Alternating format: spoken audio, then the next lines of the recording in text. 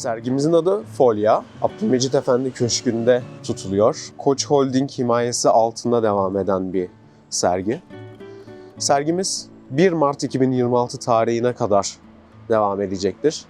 Pazartesi günleri dışında her gün açık, sabah 11 akşam 7 arası gelebilirsiniz. Sergimizin teması Büyülü Bahçe. Folya adıyla geçtiği için folya kelimesinden bahsetmek gerekirse Latince bir kelimedir. 2 tane anlamı var. İlk anlamı bahçe, botanik, yeşillik demektir. İkinci anlamı ise delirmişlik, kafayı yemişlik olarak geçiyor. Büyülü Bahçe teması ise insanın doğayla olan ilişkisini anlatır. Alt katımızda bu doğal unsurları çok göreceğiz. Üst katta daha fazla rüya üstü, neredeyse rüyada görülecek hayal üstü unsurlar var. Bahçemizde de bir takım eserler görebilirsiniz. Bunların hepsi alt, üst kat ve bahçe dahil bütün eserler yoruma açıktır. Ziyaretçi buraya gelip gördüğü eserleri kendisi yorumlarsa daha da çok anlam katar kendisi için. Arkasında gizli anlamı olan hiçbir eserimiz yok. Hepsi yoruma açık. Sergiye geldiğinizde dışarıda sıraya beklerken bir kağıt göreceksiniz. Güvenlikler size kağıt verebilir.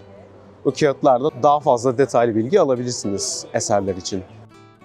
Rebecca Louise Lowe tarafından yapılan bir eseri görüyoruz burada. Bu sergi için özel olarak sipariş verildi. Rebecca Louise Lowe aslında İngiliz bir ressam, botanik ressamdır. Kendisi resimleri çeker. Hobi olarak böyle çiçekler de toplar ve kurutur saklamak için. Sakladığı çiçekleri resimler. Burası özel olarak sipariş verildi bu sergi için. Sergi fikri gelmeden önce kendisi geldi buraya. Köşkün içine baktı ve bu çiçekleri getirmeye karar verdi. Gördüğünüz bütün çiçeklerin köşkün içindeki renklerle bir ahenklik içinde olduğu görülüyor. Krem renkleri, bej renkleri, pembe, mavi her türlü renkleri görüyoruz. Dünyanın dört bir tarafından getirilen çiçekler var burada. Sadece Türkiye'ye ait değil. Fakat Türkiye'ye ait çiçekler de görüyoruz. Onun dışında ilk katta 3 tane eser var. Sadece sergi özel yapılma. O 3 eserden bir tanesi gördüğünüz bu çiçekler. Köşedeki yosun ve merdivenin oradaki Miyazmaz Siyah adlı eser. Bu sergiye özel olarak yapıldı. Gördüğünüz eser Yaşam Şaşmazer'e ait Terra Serpens adı altında geçiyor. Gerçek bir yosundan yapıldı. Altında toprak var ve strafon var. Normalde 2 parçalı bir enstalasyon. Bu ikinci parçası gördüğümüz. İlk parçası duvarın arka tarafında kalıyor. Oradan başlayıp sanki köşkün içini istila eden gerçek bir yosun gibi düşünüyoruz. Sergiye özel yapıldı. Yaşam Şaşmazer'in farklı eserleri de var tabii ki de ama onlar koleksiyonlardan toplanıp getirildi. Bu sergiye özel olarak yapıldı. Dediğim gibi gerçek yosun, istilacı yosun türü görüyoruz burada. İstila, bu sergide geçen birçok temadan biri. 2 tane istila eseri görüyoruz. Gördüğünüz eser Henrique Oliveira adlı Brezilyalı sanatçıya ait. Eserin adı Miyazmaz. Miyazmas'ın kelime anlamı kötü ve leş kokan demektir. Burada 4 büyük parçalı bir enstalasyon var. İlk büyük parçası köşkün içinde gördüğünüz eser. Sonraki 2 tanesi merdivenlerin yukarısında kalıyor. En son parçası köşkün dışında. Brezilya'daki favelalardan yapılma kontraplak, ahşap parçaları, Brezilya'daki harabe evlerden alınma.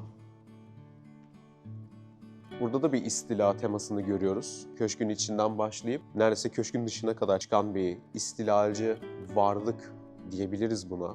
Köşkün içinden köşkün dışına doğru. Yorum olarak şöyle bir yorum var. İlk katta 2 tane istilacı eserimiz var. Bir tanesi burası Miyazmaz. Diğeri az önce gördüğünüz köşedeki yosun.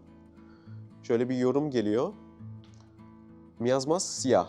Siyah rengi genellikle ölüm, parçalanma, çürüme, leş olma kelimeleriyle bağdaştırılıyor. Ama köşedeki yosun yeşil renkte. Yeşil ise doğa, doğayı, ondan sonra doğal unsurları, hayatı, yaşamı temsil ediyor.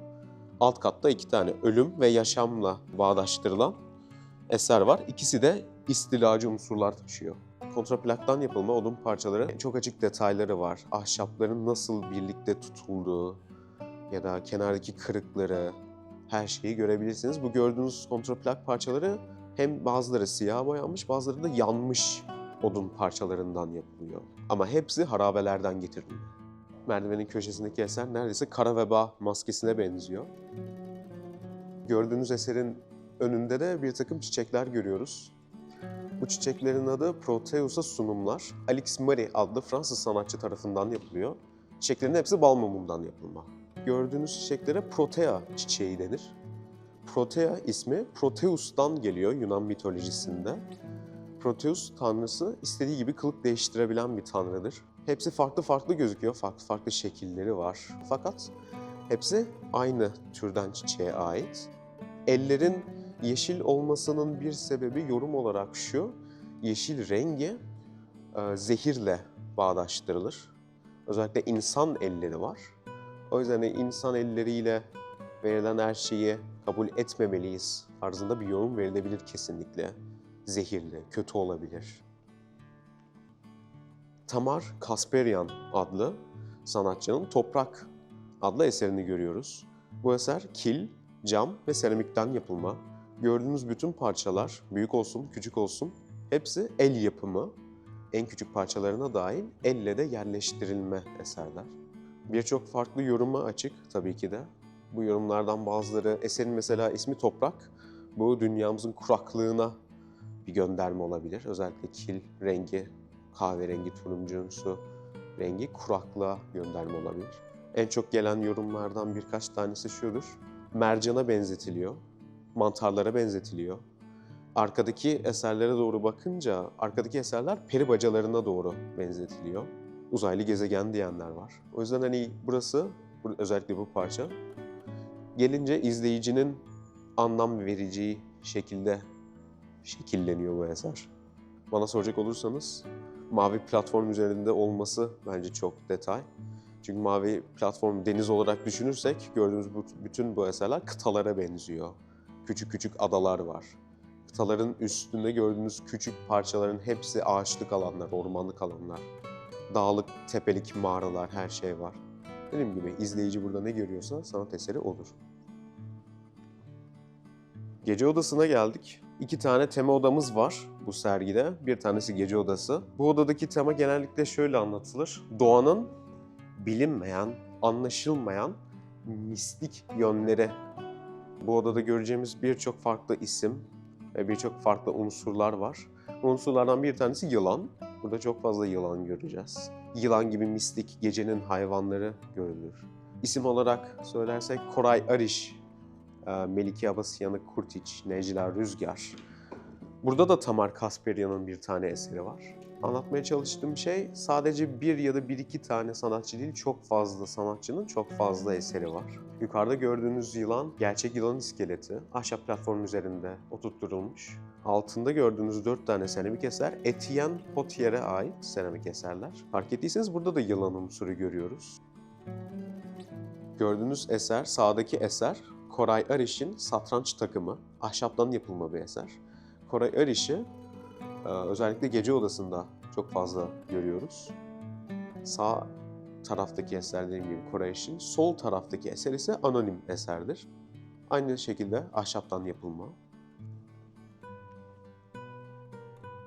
Gördüğünüz eser Nathalie Latour'a ait Mavi Saat adlı eser. Sarı plastikten yapılma bir eser. Çok fazla soru geliyor. Gece odasında mistik unsurlar görüyoruz. Fakat bu sanat parçasının neresi mistik? Benim yorumum şöyle. Kullanılan renkler önemli burada. Fark ettiyseniz çiçeklerin rengi mor renginde. Mor rengi bence geceye bir iltifat, mistik bir renk. Daha yakından bakınca farklı farklı detaylar göreceğiz. Mesela yukarıda bir kelebek görebiliyoruz, daha büyük bir çapta bir kelebek var. Yusufçuk görebiliriz. Kenarda kalan bu kalemun figürü de var. Direkt ileriye bakarsanız kelebek yiyen bir kurbağa bile görebilirsiniz. Yukarıda gördüğünüz eser Henar Iglesias'a ait Ay adlı eser. 2 tane renk burada çok görüyoruz. İlk gördüğümüz renk grimsi beyazımsı renk ve diğeri de mavi. Bu beyazımsı grimsi renkler yaban ördek tüyünden yapılma. Renk oradan geliyor. Gördüğünüz mavi renk ise tavus kuşu tüylerinden yapılma. Burada resmedilen unsur ayın üstündeki kraterler. Çok güzel, çok dikkat çekici bir eser. Özellikle gece odasına bence çok uyuyor renkleriyle birlikte. Gündüz odasındayız. Gece odasına bakarsak burası daha iç açıcı. Burada daha fazla ışık var. Burada göreceğimiz eserler genellikle resimler, botanik resimler. Ressamların farklı farklı eserlerini görebiliriz. Çok fazla seramik eserler var. Bu odanın bize vermeye çalıştığı hissiyat gece odasının tam tersi olacak. Burası doğanın bilinen, görülen ve bazen de sevilen yerleri anlatması ana fikir olarak geçiyor. Burada Fatoş İrve'nin Rosa adlı eserini görüyoruz. Gördüğünüz elbise kendi yeğenine aittir. Üstünde detayları şu, toplu iğneler var elbisenin üzerinde. Yakından gelince daha iyi görebilirsiniz. İçeriden dışarıya doğru batırılmış toplu iğneler var. Onlar da pembeye boyandı tıpkı elbisedeki gibi. Yoruma çok açık bir eser. Yorum genellikle çocuk istismarına karşı bir parça. Burada sanki kız elbisesiyle birlikte kendini savunuyor, bir kirpi gibi. Bir savunma mekanizması görüyoruz toplu iğnelerle birlikte. Birçok farklı şekilde yorumlanabilir tabii ki.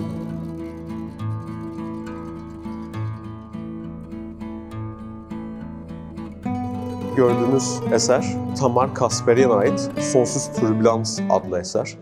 Kil ve seramikten yapılma aynı şekilde. Sadece cam yok. Aşağı katta kil, cam ve seramik gördük. Burada kil ve seramik var. Aynı faktörleri tekrar görebiliriz. Uzayan eklemler var, balonlar görebiliriz. Toprakta da neredeyse buna benzeyen faktörler vardı. Merve Tuna'nın Isocover makinesini görüyoruz burada. Isocover fenomeni psikolojide geçen bir fenomen. İnsanın algısı kötü bir şekilde değişip kendisine neredeyse bir balon gibi şişip indiğini hissediyor. Neredeyse uçtuğunu farz ediyor bu fenomen yüzünden. Bu esere bakarsanız 2 tane büyük balon göreceksiniz ilk karşınıza geldiğinde. Bu 2 balon normalde bir makine yardımıyla şişip iniyordu. Fakat şu an çalışmıyor.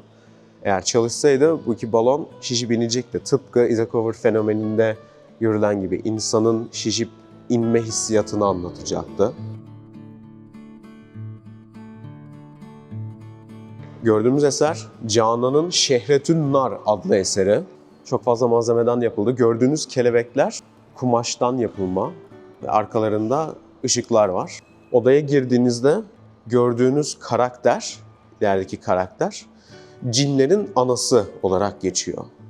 Mitolojide aslında kötü bir karakter, fazla iyi unsurları yok. Fakat Canan adlı sanatçı bu karakteri tekrar yorumluyor. Cinlerin anası kendi eşini arıyor. O yüzden bir eli havada.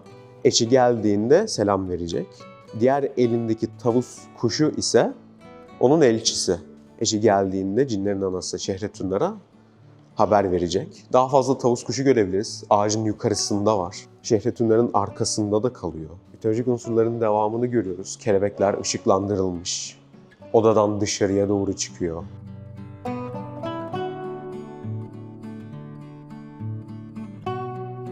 Gördüğümüz eser Fatoş İrven'e ait Zaman Hasadı adı altında.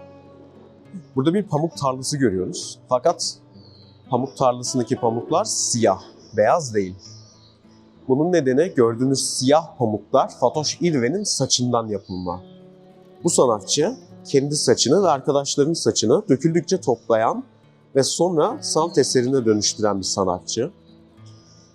Aşağı doğru bakarsanız birkaç tane gerçek pamuk görebilirsiniz. Bunlar bilerek bırakıldı bu sanat eserinde. Zıtlık temsil ediyor. Mesela pamuk tarlasındaki beyazlıkla bu eserdeki siyahlık zıtlığı karşılaştırıyor. Toprağın üzerinde fark ederseniz bir video oynuyor. Yukarıdan eserin yukarısında kalan bir projeksiyon var. Bu projeksiyon toprağa doğru bir deniz videosu ve denizin üstünden geçen kuşları oynatıyor toprağa doğru. Sanki bu toprağı besliyor fikrini vermek için. Bu odada 2 tane sanatçının 2 farklı eserini görebiliriz. Odaya girdiğimizde gördüğümüz ilk eser Fürü adlı eser. Sena Başöz tarafından yapıldı. Gördüğünüz kuşlar fotoğraflandırılmış kuşlar. Hepsi Türkiye'de yok maalesef. Dünyanın dört bir yanından gelen kuşlar var. Bu sanatın adı Fürü. Verilmeye çalışan his bütün kuşların bu odada neredeyse uçtuğunu anlatmak. Odanın ortasında 2 tane vantilatör göreceksiniz. Sanat eserinin bir parçası. Dediğimiz gibi kuşların neredeyse bu odada uçtuğunu temsil ediyor. Arka tarafta ise Merve Tuna'nın Dayak Aletleri adlı eseri var. Merve Tuna'yı Izacover makinesinden biliyoruz. Burada gördüğünüz aletler sırasıyla örgülü kamçı, halı dövücü, demir kürek, çivili kalorifer fırçası ve en son ise yün dövücü. Alex Mari'nin Orlando adlı eserini görüyoruz. Bu eser türlü türlü kağıtlardan yapılma, kasap kağıdı, normal A4 kağıdı, çöp torbası, içine sıkıştırılmış farklı kağıtlar var. Dışında gördüğünüz renkler kırmızı lahaneye benzese de bu renkler çok yakından çekilmiş insan teni. Yakına gelip bakınca ancak insan teni olduğunu görebiliyoruz. Bazı toplarda parmak izini görebiliyoruz. Bazı toplarda koldaki kılları görebiliyoruz. Mesela bu topta bir parmak izini görebiliyoruz çizgileriyle birlikte. Buradaki topta ise insan kolu veya bacağındaki kılları görebiliyoruz. Yukarı doğru gitme dizilimi bir Sizifoz metaforuna gönderme olabilir. Sizifoz lanetlenmiştir bir tepeye çıkmakla. İleride çok büyük bir kaya taşıyarak. Mesela bunu insanları tanımayla bağdaştırabiliriz. İnsanları tanıdıkça onların sorunlarını, sıkıntılarını biz üstümüze alırız. Fakat yaşamaya devam etmeliyiz. Yaşamaya devam etmede bir yokuş yukarı çıkmaya mesaj olarak görülebilir. Maria Nepomuceno'ya ait bir eseri görüyoruz. Büyük eser Canal Grande diye geçiyor. Sol taraftaki iki küçük eser ise isimsiz kaldı. Canal Grande'de birkaç tane unsur görebiliriz. Bu unsurlar Brezilya örgü sanatına ait. Seramik var, boncuklarımız var. Kireçten yapılma birkaç takım unsur görebiliriz. Ayrıca Brezilya'da olduğu gibi sombreroya benzeyen, şapkalara benzeyen birkaç parça görebiliriz kenarda. Gördüğünüz eser Ateşle Gelen Zaferler adlı bir eser. Sanatçı Polly Morgan. Polly Morgan tahnit eseriyle uğraşır. Ölü hayvanları koruma sanatı diye geçiyor. Belki İngilizcesini daha iyi bilirsiniz. Taksidermi olarak da geçer. Burada bir insan tabutu görüyoruz. Hatta neredeyse insan değil çocuk tabutunu görüyoruz. Aşağıda kalanlarsa tahnit sanatıyla korunmuş civcivler. İki farklı yorumu var. İlk yorumu sanatçıya ait. Yangınlara, depremlere, kötü olaylara karşı insanın yaşama isteği, insanın yaşama sevinci. Çünkü gördüğünüz civcivler ne kadar tahnitle ölü civcivler olsa da gözleri açık, ağızları açık bir şekilde neredeyse sonunda yaşıyorum hissini vermek için ağızları açık bir şekilde bağırıyorlar. Bir tabutun aşağısında olsalar bile. Diğer yorumu küçük çocukların evden erken ayrılıp kendi başlarına yaşayamaması. Civcivlerin tek başına yaşayamaması. Yuvadan düşen civcivler hiçbir zaman tek başlarına yaşayamazlar. Özellikle civcivlerin, kuş yavruların yuvası dağlık tepelik üstlerde olur. Bu yuvadan düşen civcivler maalesef ölüme mahkumdur. Gördüğünüz eser Mehtap Baydu'ya ait Şifa adlı eser. Bu yılan. Açılış gününe özel bir performanstı aslında bu. Mehtap Baydu sanatçı kendisi geldi. Yılanın altındaki çubuklardan bir tanesini tuttu. Geri kalan yere saplanmış çubuklar da başka kişilerin, başka çalışanların yardımıyla birlikte yerden kaldırılıp korunun içinde gezdirildi. Buradan başlayıp korunun içine girip korudan devam edip tekrar buraya geldiler. Bu açılış gününe özelde birkaç kere devam edildi. Hatta yılanı taşıyan insanların elinde çıngıraklar vardı. Sanki bir çıngıraklı yılan geziyormuş sesini vermek için.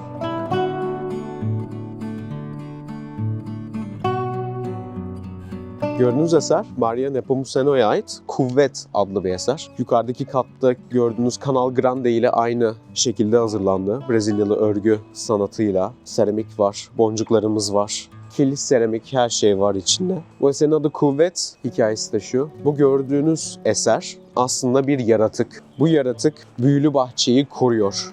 Maria Nepomuceno bu yorumuyla birlikte getirdi bu eseri. Çok karışık gözüküyor, doğru. Darmadağın karışmış. Fakat bütün parçalar olması gereken yerde. Hepsi numaralı bir şekilde duruyor. Ve tamamıyla birlikte bu bir yaratık.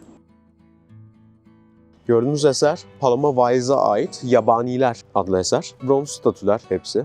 Buranın yorumu şöyle. Gördüğünüz 3 tane karakter bir aile. Önümüzde küçük çocuk var. Ondan sonraki iki eser ise annesi babası diyebiliriz. Bunların hepsi yabaniler. Hikayesi de şu. Bu aile ağacın içinden çıkıp büyülü bahçede birlikte vakit geçiriyorlar.